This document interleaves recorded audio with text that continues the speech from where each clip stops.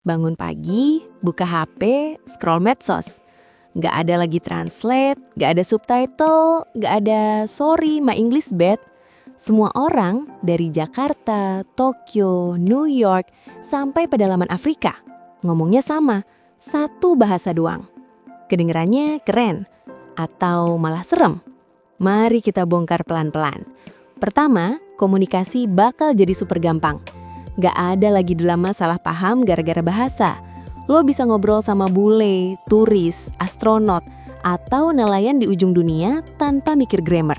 Semua langsung nyambung. Meeting internasional, gak pakai headset translate, game online, gak ada toksik karena salah tafsir. Komentar medsos, semua bisa nyaut balik tanpa ribet.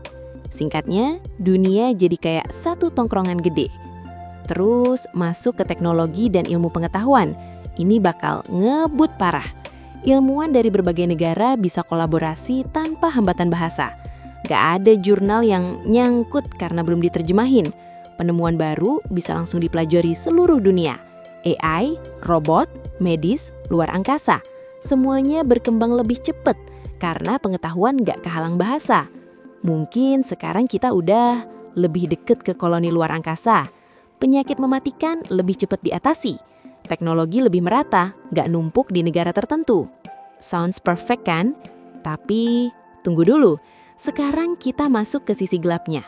Kalau cuma ada satu bahasa, berarti banyak bahasa lain musnah. Bahasa daerah, bahasa nenek moyang, bahasa suku, pelan-pelan hilang. Dan bahasa itu bukan cuma kata. Bahasa itu cara mikir, cara bercanda, cara marah, cara nunjukin perasaan.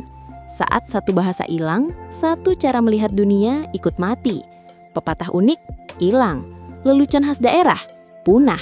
Makna kata yang gak bisa diterjemahin, lenyap. Dunia jadi lebih rapi, tapi juga lebih rata dan hambar. Lanjut ke budaya dan identitas. Kalau bahasanya satu, lama-lama gaya ngomong juga mirip. Cara bercanda sama, nada marah sama, ekspresi kagum sama. Akhirnya orang-orang jadi kayak pakai template, karakter copy-paste, budaya global tapi tipis rasa. Festival masih ada, baju tradisional masih dipakai, tapi jiwanya berkurang karena bahasanya nggak hidup lagi. Lo tahu kenapa lagu daerah kerasa beda? Karena bahasanya punya emosi yang nggak bisa ditiru bahasa lain. Kalau satu bahasa doang, emosi dunia jadi seragam. Sekarang yang paling sensitif, kekuasaan. Pertanyaannya, siapa yang nentuin bahasa itu? Kalau satu bahasa dipilih dari satu budaya dominan, berarti budaya itu punya pengaruh gede ke seluruh dunia. Cara berpikir, cara menyusun kalimat, bahkan cara bercanda, ikut standar mereka. Tanpa sadar, cara mikir lo bisa dikontrol. Cara lo menyampaikan kritik bisa dibatasi. Kata-kata tertentu bisa dihapus karena menguasai bahasa sama dengan menguasai pikiran. Serem gak tuh? Tapi di sisi lain, perang karena miskomunikasi bisa berkurang, negosiasi lebih jujur, propaganda lebih gampang dibongkar karena semua orang ngerti pesannya.